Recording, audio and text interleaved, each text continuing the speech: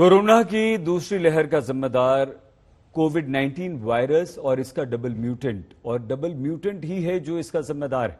अभी इसी double mutant का कहर नहीं थमा है कि अब ट्रिपल म्यूटेंट की पहचान भी वैज्ञानिकों ने कर ली है।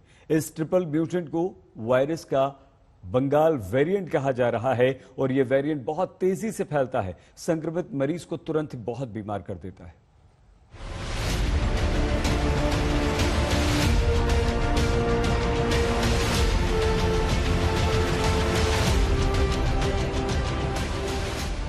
दूसरी लहर में क्या है कोरोना का बंगाल कनेक्शन?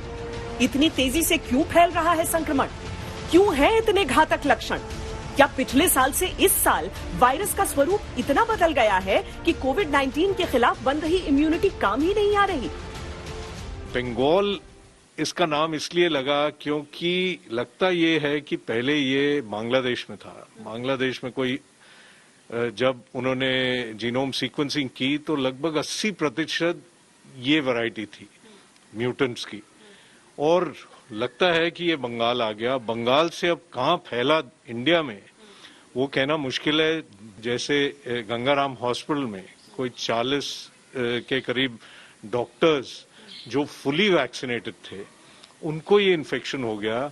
उससे थोड़ा ये भी लगता है कि हो सकता है ये नए म्यूटेंट्स ही हैं जो इम्यूनाइजेशन है, जो इन्फेक्शन को कम करता है, खत्म नहीं करता, उसके कारण हुए हैं।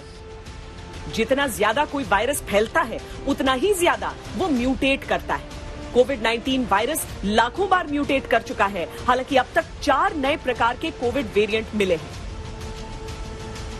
B117 या यूके वेरिएंट जो बाकियों से 40 से 70% तक ज्यादा संक्रामक है और मौत की आशंका 60% तक बढ़ा देता है।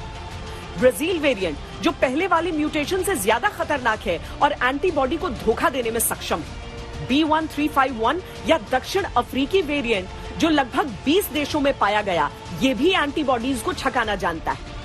B1617 या भारत का डबल म्यूटेंट जो दूसरी लहर के लिए जिम्मेदार माना जा रहा है। इसके साथ ही एक ट्रिपल म्यूटेंट B1618 के मिलने से वैज्ञानिक कम्युनिटी सकते में है। इस ट्रिपल म्यूटेंट को बंगाल वेरिएंट कहा जा रहा है। स्पाइक प्रोटीन है, जैसे आप सोचिए एक चाबी जो ताले में लगती ताला खुलता है, तो ऐसे अगर बॉडी के सेल में घुसना हो तो ये स्पाइक प्रोटीन काम में आती है। तो वो स्पाइक प्रोटीन में जब चेंज हो जाता है म्यूटेशन से, तो उसका असर जो है वो बदल जाता है। कई केस में जैसे इसमें हुआ, अभी ऑफ कोर्स रिसर्च बाकी है, ये बहुत जल्दी है, पर लग ये रहा है कि शायद इसकी इन्फेक्टिविटी बढ़ गई।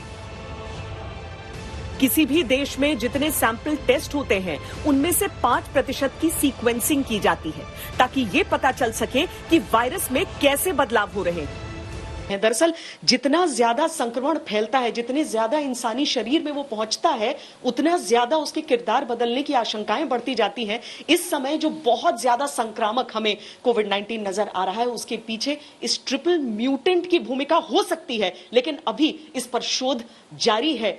बेहद खतरनाक इस हिसाब से कि संक्रमण तेजी से भी फैलता है और जो लोग उससे संक्रमित होते हैं उनमें गंभीर लक्षण भी देखने के लिए मिलते हैं। लेकिन ये सारी चीजें अभी शोध के दायरे में है। कैमरा पर्सन सैयद मोहसिन के साथ श्वेता सिंह, दिल्ली आज तक बांग्ला। जानून सब खबर सबार आगे। सबस्क्राइब करुन आज तक बांग्ला। बेल आइकन प्रेस करते भूलबेन ना।